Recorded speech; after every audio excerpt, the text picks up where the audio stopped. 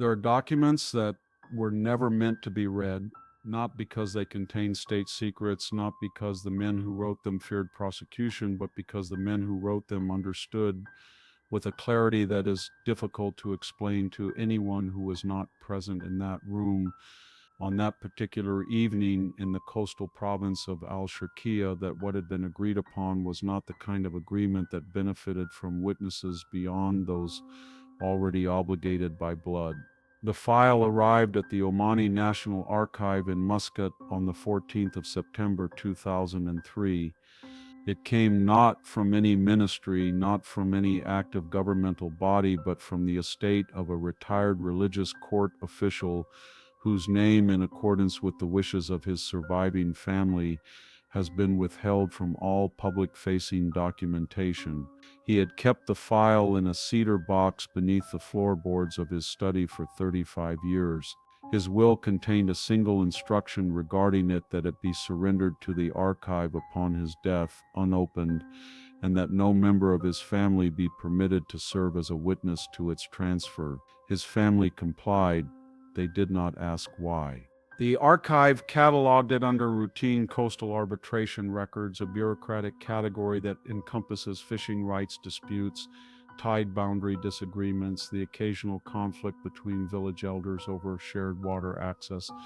The clerk who processed it noted in the intake log that the cedar box smelled faintly of salt and something else, something she described in her notes as resembling burning resin, though there was no visible source of heat and the document itself showed no sign of fire damage. She filed it. She did not think about it again until the researcher from the University of Jordan requested access to it 18 months later as part of a broader study on mid-century Gulf legal customs. He was the first person to read it in full since the night it was signed. He did not finish his study. He published nothing. When asked why, in a brief correspondence that has since been shared among a small circle of academics who study these things, he wrote only, "Some agreements, once understood, make it very difficult to continue believing that the world operates the way you were taught it does."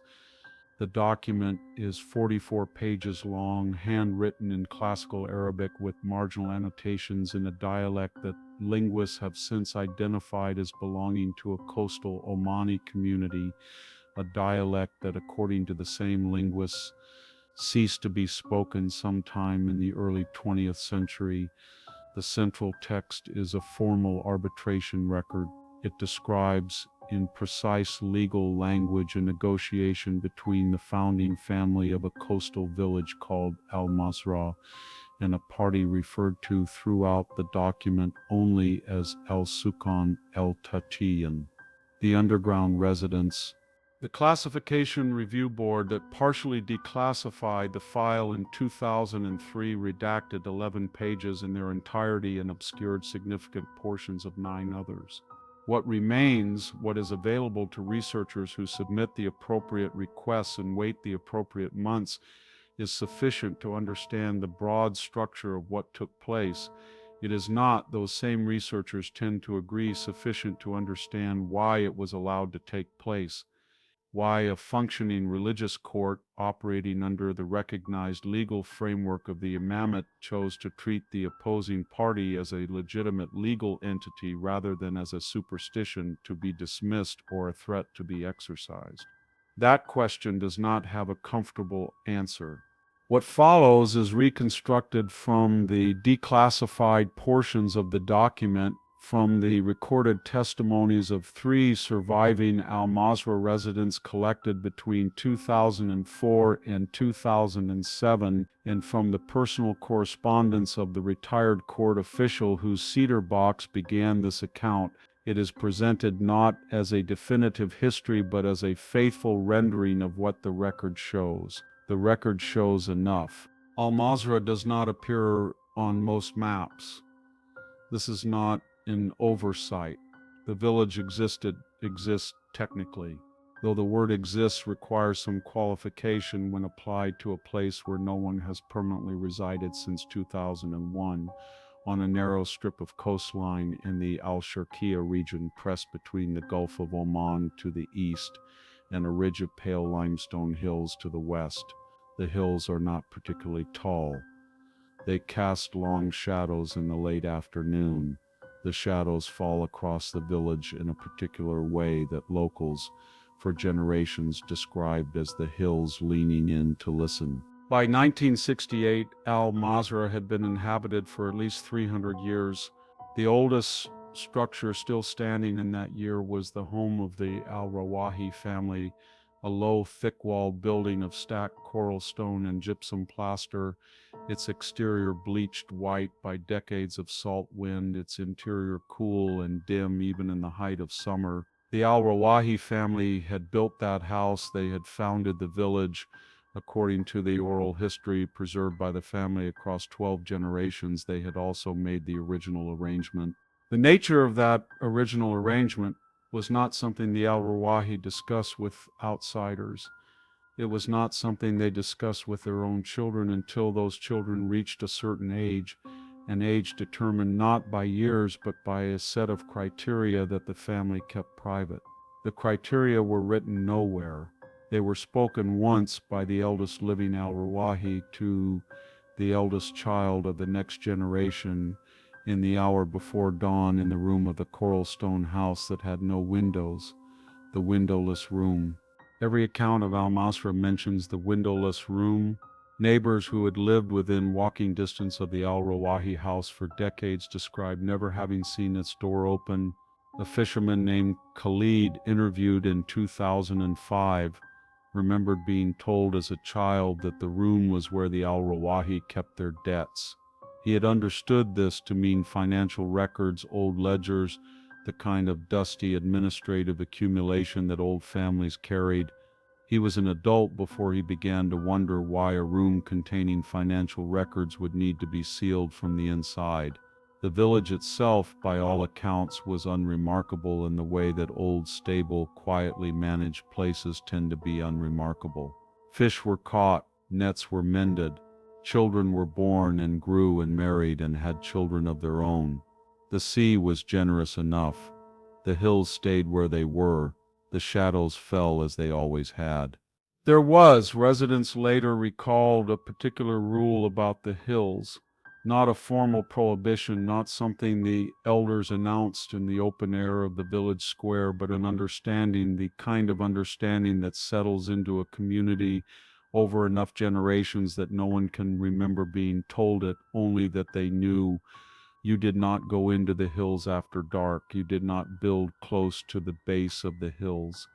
You did not, under any circumstances, dig near the limestone formations at the western edge of the village, the ones that the oldest residents called, in the coastal dialect that linguists would later classify as extinct, something that translates approximately as the places where the stone breathes. No one in 1968 could tell you exactly why those rules existed. In April of 1968, a man who had married into the village from a town 40 kilometers north decided that the limestone at the base of the hills would make an excellent foundation for a new storage building. He was not from Al-Mazrah. He did not carry the understanding. He began to dig on a Tuesday. The man's name was Ibrahim. The archive document refers to him only as the petitioner's brother-in-law. He was 31 years old. He had a reputation, his wife later told the investigators from the religious court, for a particular kind of stubbornness that she described as the stubbornness of a man who has never been shown that he is wrong in a way he could not argue away. The digging took 2 days to reach the depth he required. The limestone was harder than he had expected, and the air near the base of the hill carried an unusual coolness that slowed the work and made the men he had hired uncomfortable enough that 2 of them left before noon on the first day and did not return. Ibrahim continued alone. He was, by all accounts, not a man who acknowledged discomfort. What he struck at a depth of approximately 1.5 meters below the surface was not rock, it was not water. The 2 testimonies that describe what he found, his own given to the religious court in June of that year and his wife's given separately, agree on the basic facts and diverge sharply on what those facts meant. Ibrahim described it as a hollow space, a cavity in the earth roughly circular, perhaps 3 meters in diameter, with walls that were smooth in a way that did not suggest natural formation. He said the air that came up from it was cold, not the ordinary coolness of underground spaces, but a cold that he felt in his teeth, in the bones of his hands. He said the space was dark, but not entirely dark. He said there was a sound, a low rhythmic sound that he first took for distant surf carried underground, and then as he listened longer, understood was not surf at all. He could not describe it further. He said it was not a sound he had heard before. He said it was not a sound he heard with his ears. He filled the hole back in. He did not build the storage structure. He walked back to the village and told his wife that the ground near the hills was unsuitable and that he would find another location. He did not sleep that night. He did not sleep the following night either. On the third night after the digging, the first incident occurred in the village. The word that the Al-Masra residents used in the coastal dialect for what happened over the following 6 weeks does not translate cleanly into English. The closest approximation, the one that the University of Jordan researcher used in his unpublished notes, is restlessness, but the word carried a meaning that extended beyond the human. It implied that not only the people of the village had become restless, but the village itself, the ground, the walls, the air between the buildings at night. The first incident was sound. Every resident of Al-Masra across an area covering approximately 40 dwellings and 230 individuals was awakened in the hour before dawn by a sound that each of them described differently: a knocking, a dragging, a breathing, a child's voice counting in a language the child did not speak, a silence so complete it was louder than sound. They did not wake each other, they woke separately, simultaneously, and lay in the darkness of their own rooms with the same knowledge pressing down on each of them, which was that something was moving through the village that did not belong to the village, and that it was not moving randomly, it was looking. The second incident came 4 days later. Nets that had been stored along the shore were found in the morning, arranged in a pattern that the fishermen could not account for and would not describe in detail to the court investigators, except to say that the pattern was not random and that it matched, in a way they found difficult to articulate, a map of what they could not say. One fisherman said it looked like an arrangement of rooms. Another said it looked like a family tree. They dismantled it quickly and did not speak of it openly for many years. The third incident involved the children across 7 separate households over a period of 9 days. Children between the ages of approximately 3 and 8 began exhibiting a behavior that their parents described with remarkable consistency despite not having compared notes. The children would stand at the western wall of whatever room they were in, the wall that faced the hills, and press their palms flat against the plaster and stand there without speaking, sometimes for minutes, sometimes for what their parents counted as much longer, their eyes open and their breathing slow, and their faces carrying an expression that the parents found more disturbing than fear or pain, which was the expression of someone listening carefully to something they already know. When spoken to, the children responded normally. When asked what they were doing, the younger ones said nothing or said they were feeling the wall. The older ones, 2 children, a girl of 7 named Fatima and a boy of 8 whose name the document withholds, said things that their parents reported to the court with visible reluctance, and that the court recorder transcribed with a notation that the recorder found the content difficult to set down accurately. The girl said she was counting them. When asked who, she said the ones below.